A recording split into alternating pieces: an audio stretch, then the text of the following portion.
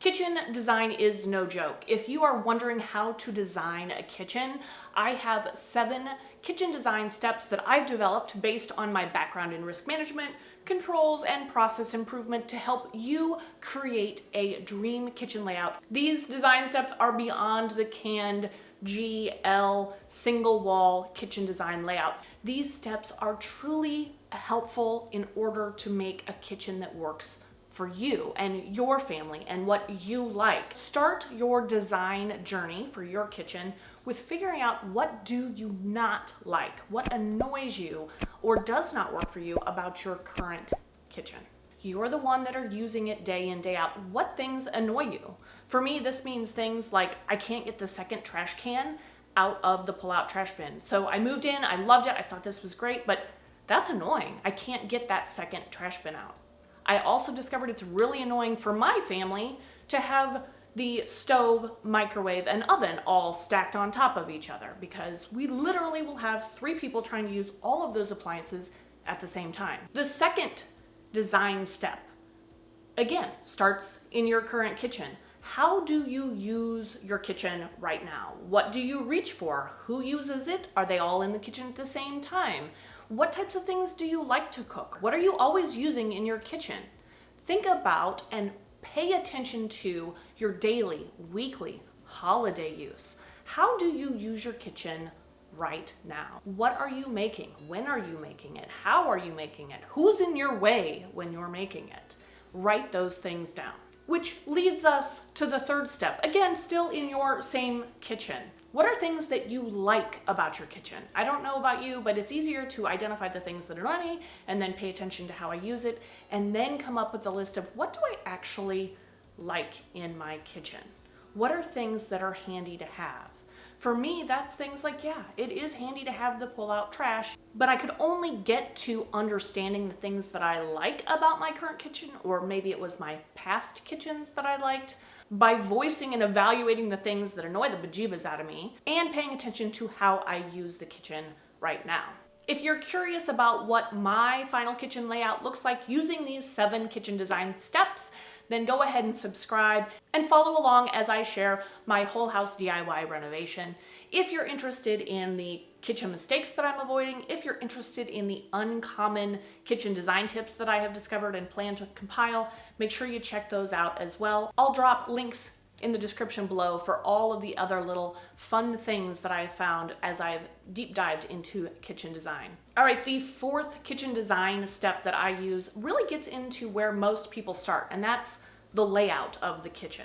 I feel that it's only after those first 3 steps are completed can you really get the most value out of looking at the layout itself in your kitchen. You are going to be restricted by where doorways are. You're going to be restricted by where plumbing is potentially if you're not going to gut the kitchen.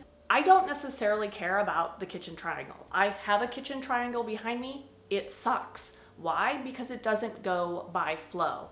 I paid attention to how I used my kitchen. I thought about the flow of the activities. Everything from when I get groceries, how do I get things put away, to when I'm cooking, what do I reach for? How often am I in the fridge? When do I use the sink? All of those things. I thought about how the flow of my kitchen works, especially when it comes to maybe the oddball things, like when we have all the family over. Understanding those first 3 steps allows you to plan by flow. I really thought about the flow from getting the groceries to washing the fruits and vegetables to preparing and cooking to getting things in the oven to putting things away after the meal is over to unloading the dishwasher.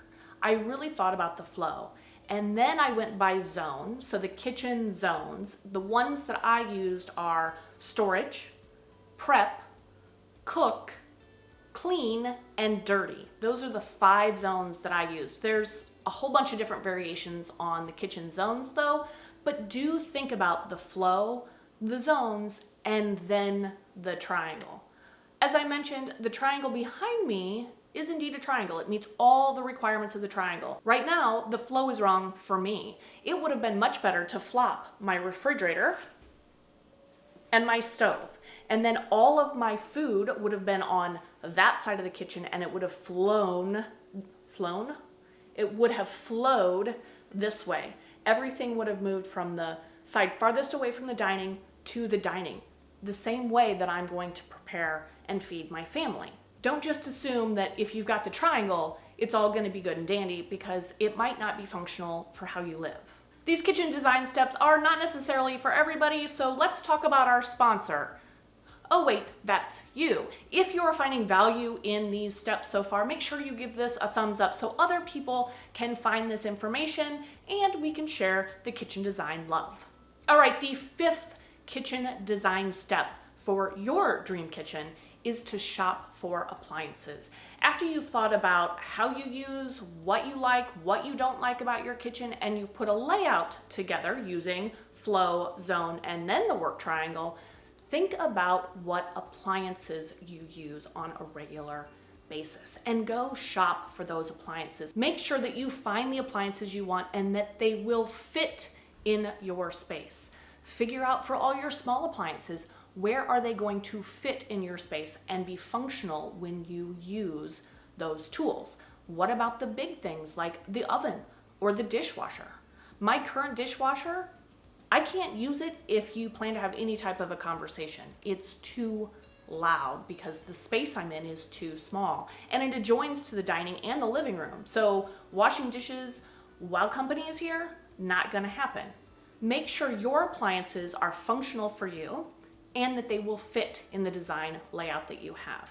Now, once you've found the appliances, if you find out they don't fit in your layout, you'll have to make some hard choices, but we will talk about the 5 kitchen design mistakes that I am avoiding in a different video. The 6th step is actually, I think, where most of us start, and that's in the details. All of the fun little knife block drawers and utensil pullouts and trash bin things. Figure out the extras. Once you know the flow, then you have an idea of, do you want to get a utensil pullout and vertically put all of your utensils into canisters?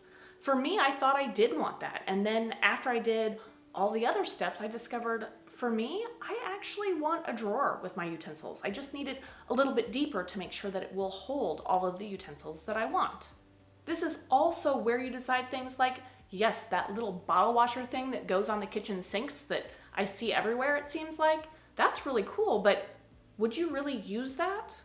And as you dig into these extras, all of those extras cost money. What about your budget? Do you have the money right now to do that? If not, what are the extras that you can skip for now and put in later?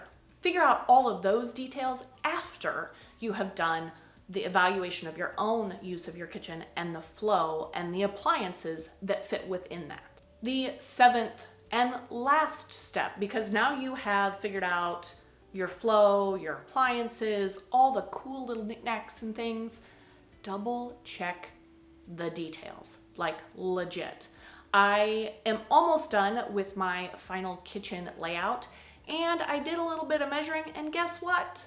The drawers that are proposed to go on either side of the stove that are supposed to hold oils, spices, knives, utensils, they're gonna be too shallow in order to fit various things that I use. I'm pretty sure the chicken broth is not gonna show up in a smaller box anytime in the near future, and all my big box oils that I buy and spices that I get, those don't fit either. So make sure that you double check the details, because it is those details that will annoy the bejeebers out of you. These are my 7 homegrown kitchen design steps. What are some that you have heard about? What are things that you appreciated when designing your own kitchen? Or what are some other things that maybe I should consider as I go about developing my own dream kitchen?